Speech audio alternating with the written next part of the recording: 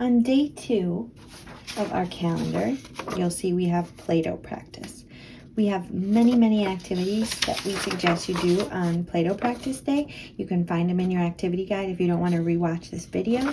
But one thing to let you know is that you don't have to do all of those videos or all of those activities in one sitting. So you can feel free to have your child do one of the activities, or if you feel like their attention span is doing well and they're not bored, they're not getting distracted, go ahead and keep giving them different ideas to do off of the list. So the first thing that we suggest doing is getting out your Play-Doh mat. It's laminated, so you can work right onto this. You don't have to put it into the dry erase sleeve. You want to get out your Play-Doh, of course, your rolling pin, your resin letter stamps, and your Alpha Surprise items, and then your manipulatives. I'm going to go ahead and get a few manipulatives out. And like I said in the beginning, you are always encouraged to just give your child these items and walk away. Let them explore. If you want to guide them, go ahead and guide them. But it's also fun just to see what they will do, because a lot of times your child will surprise you and they'll come up with ideas that we didn't even suggest. Kids are so creative. So one of the first activities we suggest doing is to roll the Play-Doh and form it into the letter using the laminated mat. So they'll just get out the Play-Doh, and it's not that easy to get the Play-Doh out of the jar, but that's also really good for their fine motor, squeezing and scooping it out. So if it takes them a few minutes to get it out, let them do it. Let them explore. Let them use those hands and fingers to strengthen their hands. Okay, so get all your Play-Doh out, and then you will have them roll the Play-Doh.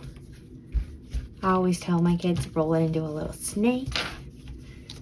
And the longer they roll, the longer their little snake is formed. And then you're going to use the mat to make your Play-Doh.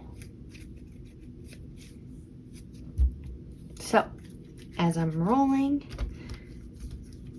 it's super simple, but there's so many skills that they're acquiring while doing this. So just your hands, your coordination, not to mention, of course, learning the alphabet, because they're thinking, oh, this is another way that I can practice forming the letter A. And the more exposure in different ways, the better. Okay, so we're going to go ahead and go right across. I'm rolling it over here.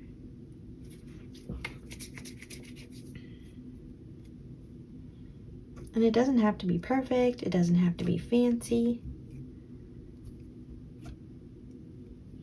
In different forms and different ways. So what you're going to do then is allow them to use their finger or their rolling pin or their manipulatives. There's so many different ways to do this. Or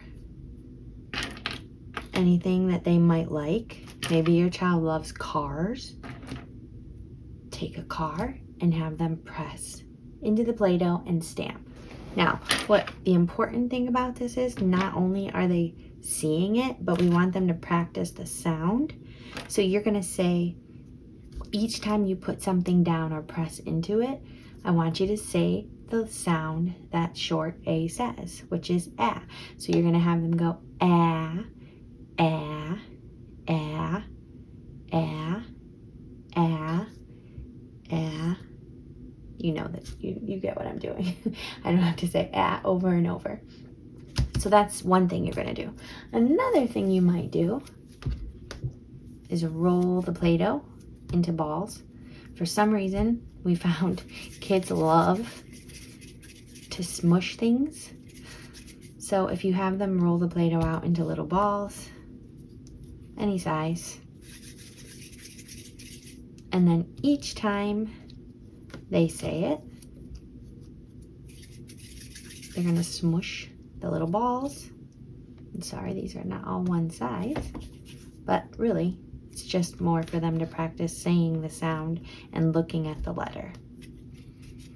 So you can line up as many balls as they want, or you can line up as many as you want for them to practice, and then you'll have them press and say the ah sound. Ah, ah, ah,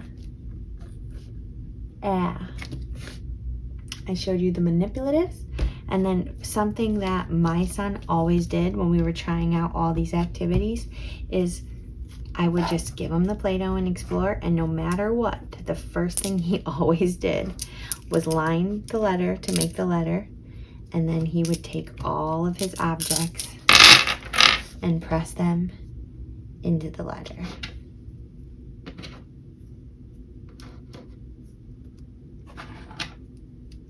That was his favorite thing to do. So every time they're pressing, they're working on fine motor. Every time they are saying the sound, they are learning that. And every time they're looking at the letter and creating the letter, it's helping them learn how to write and make the letter formation.